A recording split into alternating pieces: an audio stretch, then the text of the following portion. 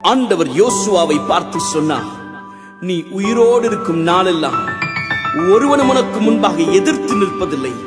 நான் மோசையோடு இருந்தது போல உன்னோடும் இருப்பேன். நான் உன்னை விட்டு விலகுவதும் இல்லை, உன்னை கைவிடுவதும் இல்லை. பலம் கொண்டு திடமனதாயிரு, சோர்ந்து போகாதே.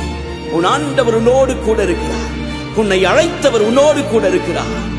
As I was with Moses, I will be with you. Do not be worried. நான் ஒருபோதும் உன்னை கைவிடுவதில்லை என்றுரை செய்தேன் அன்றோ. நான் ஒருபோதும் உன்னை கைவிடுவதில்லை என்றுரை செய்தேன் அன்றோ.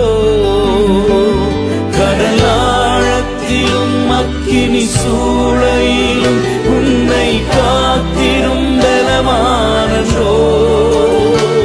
விஷ சர்ப்பங்களோ சிங்க கூட்டங்களோ பயம் வேண்டாமும் அருகில் என்றுரை செய்தவரை ஆராதிப்போம். ஆவியின் ஆராதனை.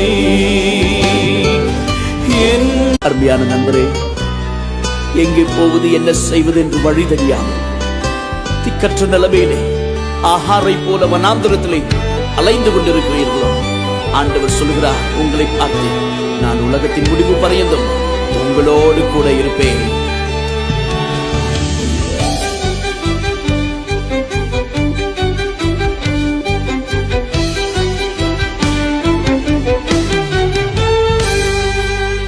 ஆறுதல் தர ஒரு வார்த்தை இல்லை, என்ன வந்தாலும் பயமே இல்லை.